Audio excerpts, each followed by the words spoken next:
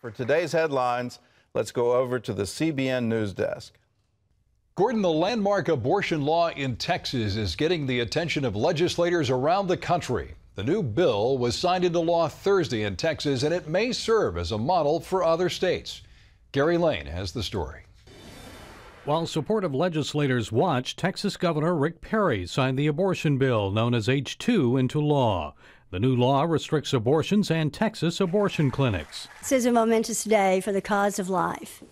This will literally change the lives of millions in Texas.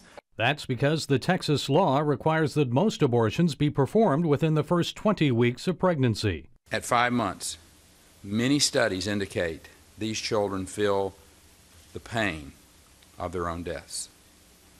It is our responsibility and duty to give voice to the unborn. Pro-abortion supporters say the law hurts women. Catherine Miller volunteers with the Lilith Fund for Reproductive Equity, which helps low-income women pay for abortions. Doing everything they can to destroy any kind of rights that women have for bodily autonomy.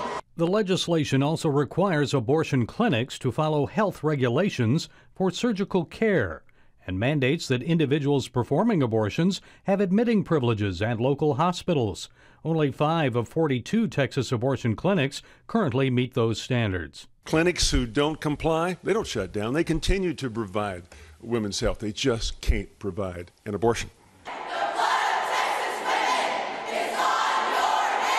A group of pro-abortion advocates rallied at the Texas state capitol. They insist the true goal of the Texas governor and Republican legislators is to prevent legal abortions in the state. My hanger is a wire hanger because that's what we're going to go back to if women do not have access to safe, legal, accessible abortion. But Governor Perry insists the new law is sensible. At the end of the day, House Bill 2 makes sure that anyone performing abortions in the state of Texas is doing so in a facility that meets appropriate safety guidelines. That is reasonable. That is common sense. Moments after the governor signed the Texas bill into law, Planned Parenthood announced it will close 3 Texas clinics. They're in Bryan, Huntsville, and Lufkin. The bill goes into effect in October, but Texas abortion clinics have until September 2014 to meet the new guidelines. Gary Lane, CBN News. The Office of the Chief Counsel of the Internal Revenue Service is implicated now in the tax agency scandal. A retiring IRS tax lawyer, Carter Hull, testified before the House Oversight Committee Thursday.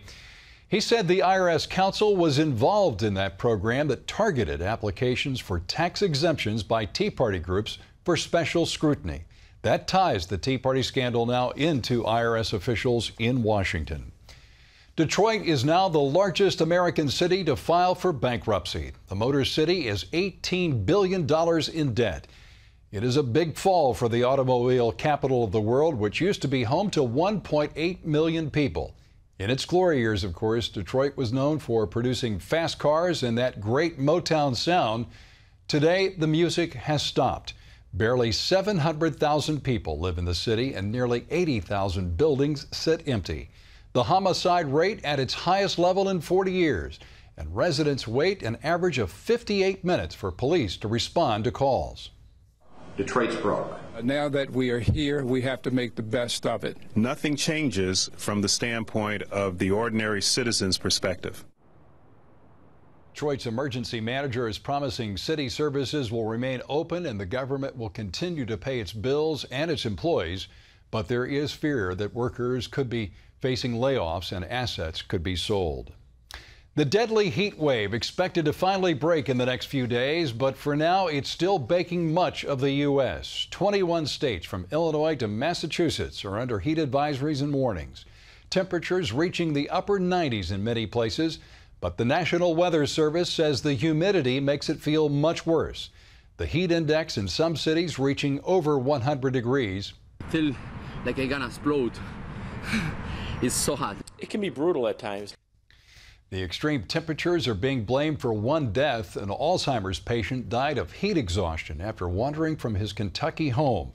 In Long Island, New York, it was hot enough to cause this road to buckle, but forecasters say there's an end in sight this weekend for parts of Northeast and the Midwest. A cold front expected to drop down from Canada, bringing with it cooler temperatures, but also the possibility of severe thunderstorms. The heat wave was also a concern for the Boy Scouts at their National Jamboree. The Scouts are holding this year's Jamboree in West Virginia. Temperatures there have been hitting the highs 80s. But as Chuck Holton reports, the Scouts have been having a good time anyway. The Boy Scouts are making history at a brand new 10,000-acre high adventure camp in the mountains of Appalachia. Built with over $100 million in donations, it's called the Summit Bechtel National Scout Reserve. What you see behind me is, for this week, the second largest city in West Virginia.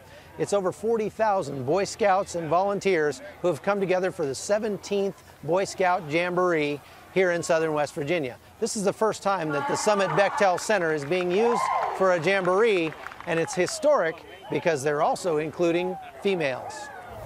We still have people looking at us like, oh my gosh, there's actually girls here, and they're not wearing tan. Hundreds of venturers, the co-ed version of the Boy Scouts, are being included for the first time in this year's Jamboree. In addition, there's a large military presence at the event. Well, the military's always had a close relationship with the Boy Scout Jamboree, so there's approximately over 1,300 active duty and guard personnel. And the Scouts are determined to make the most of their time here. I love it. I mean, you meet so many nice people. I mean, just walking from the campsite here and there, we went to go fix schedules, and I met a bunch of people from like Alaska and stuff. It was awesome. So despite all the controversy surrounding the Boy Scouts over recent months, this week here at the Summit Bechtel Center, the focus is just on fun. From Mount Hope, West Virginia, I'm Chuck Holton for CBN News. The Bible miniseries has been nominated for 3 Emmy Awards for Best Miniseries or Movie, Best Sound Mixing, and Best Sound Editing. The 10-hour series aired in March on the History Channel, and it had more than 10 million viewers on each of the 5 Sundays it aired. Actress Roma Downey and her husband Mark Burnett have agreed to produce a sequel.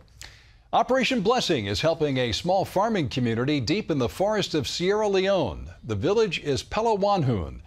It's located 100 miles from electricity and running water, and while the people are hardworking, they're struggling to survive. Operation Blessing teams were able to set up a medical clinic, providing free checkups and medicine. Families were also provided with filters to purify their water. And finally, farmers were given new tools to help them clear the land and increase their ability to farm.